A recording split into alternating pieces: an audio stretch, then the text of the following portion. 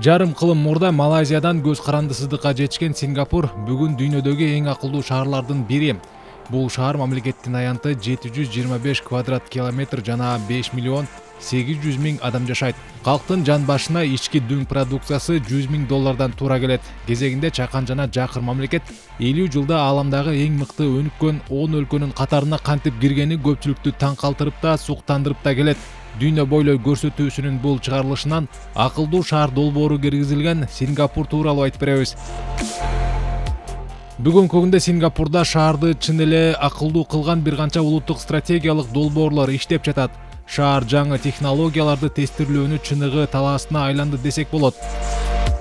Улуттук долбоорлордун биринчиси электрондук өкмөт жана турмуштук абал кодекс программасы өзүнө калкка ыкчам жана натыйжалуу санариптик кызмат көрсөтүүгө ылайыкташкан цифралык платформа. Ал өзүнө агенттиктер арасында маалымат алмашуу жана камсыз кылуунун стандарты менен форматын жеке сектор жаңы кызматтарды иштеп чыгуу үчүн колдонууда сезимталыраак деп саналган маалыматтарды коммерциялык максатка системалык түрдө берүү, натыйжалуу санариптик тиркемелерди түзүү үчүн инфраструктуралык жана жалпы программалык компоненттерди чогултууну камтыйт. Бир ысымдуу тиркеме демилгесинин жардамында ата-энелер жаңы төрөлгөн ымыркайды каттоого ала алып, бала бакча же керектүү эмдөө тууралуу маалыматты тактай алат. Ал эми улгайган адамдар өздөрүнө тиешелүү мамлекеттик кызматтарды билсе, адистер жумуш тапса болот. Акылдуу улут сенсордук платформасы коопсуздуктун деңгээлин жогорулатуу, коммуналдык кызматтардын сапатын жакшыртуу үчүн иштейт. Датчиктер акылдуу эсептегичтин жардамында суунун канча колдонулганы тууралуу маалымат берет. Бул өз кезегинде колдонууну оптимизациялап, туура эмес пайдаланууну жокко чыгарууга жардам берет. 2016 жылдан шаардагы бир райондо 5% чейин үнөмдөөгө жетишкен. Ал эми бассейнде компьютерди көрүү системасы эс алуучулар кокус чөгүп баратса, белги берилип, ошол замат жардам алууга шарт түзөт. Улгайган адамдар үчүн атайын жардам чакыруу кнопкасы иштелип чыккан. Лап же аянтчадагы электр мамы столбаларга датчиктерди жайгаштырылган. Түрдүү сенсорлор абанын сапатын, жаандын өлчөмүн, суунун деңгээлин аныктап, кишинин жүзүн таанууга жардам берет. Өлчөөлөрдүн жыйынтыгы жасалма интеллекттин жардамында да анализденет. Аянтынын чакандыгы жана калкынын жайгашуусуна карабай Сингапурда тыгын чанда болот. Бул коомдук транспорттун жардамында. 2018 жылы күн сайын автобустарга 7,54 миллион жүргүнчү түшкөн. Муну менен өлкөнүн калкынын саны 6 миллионго жетпейт. Кызмат көрсөтүүнүн сапаты жолдо жүрүүчү билеттерге жасалган анализдердин жыйынтыгы менен жогорулатылып турат. Өлкөдө айдоочусуз автомобилдер да сыналууда. Шаардын батыш тарабынын баарында 1000 чакырымдан ашык жол робот унаалардын иштөөсү үчүн берилген. Жергиликтүү эл автономдук автобустар жана шаттылдарды колдонушат. Ал эми айдоочусуз такси кызматы өлкөдө 2016 жылы пайда болгон. Жаңы роботторду жолго даярдоо жана кое бериш үчүн бесплотниктер үчүн стандарттар иштелип чыккан.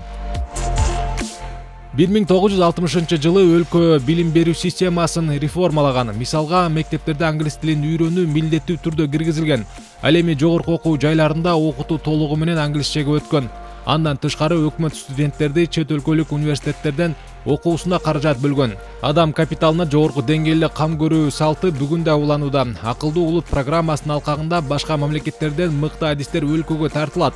Ушул эле программа аркылуу программалоо технологияларды үйрөнүү балдарга, жаштарга, улгайган кишилерге ылайыкталган жасалма интеллект билим берүү боюнча курстарына окутулат. Дени сак жаран, дени сак шаар. 2030 жылга чейин Сингапурда көптөгөн илимий изилдөө борборлор, клиникалык жана рекреациондук аймактардан турган комплекстер курулат. Анда инфраструктура, тротуарлар, жер алдындагы парковкалар, парктар оорулуулар үчүн максималдуу түрдө ыңгайлуу болот. Бирок биринчи планга инфраструктураны эмес, пациенттерге кирген жарандар, студенттер, коноктор, медициналык уюмдардын кызматкерлери кирген коомчулукту коюуда. Сингапурдун санариптик экосистемасы кызматты алууну эле эмес, аны көрсөтүүгө да мүмкүнчүлүк берет. My Responder тиркемеси ыктыярчы медиктерге кыйын абалда калган адамдын канча аралыкта турганынан кабар берет. Эгерде адамдын жүрөгү токтоп калса, секундуна эсеп жүрөт жана заманбап алгачкы жардам өмүрдү сактап калышы мүмкүн.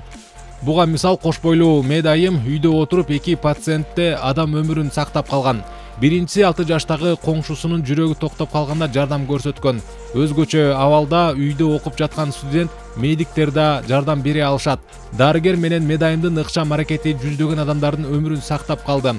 Бул $200.000 сарпталган тиркеменин 6 айдагы эле жыйынтыгы. Сингапурдун шаарда акылдуу кылган негизги сыймыгы технологиялардын элдин ыңгайлуулугу үчүн максималдуу түрдө колдонуу каалоосу. Бүгүнкү күндө Сингапур жаңы демилгелерди сыноонун аянтчасына жана аны пайдалануу менен кемчиликтерин кайра оңдоп, жыйынтыгы менен башкаларга үлгү көрсөткөн шаарга айланды.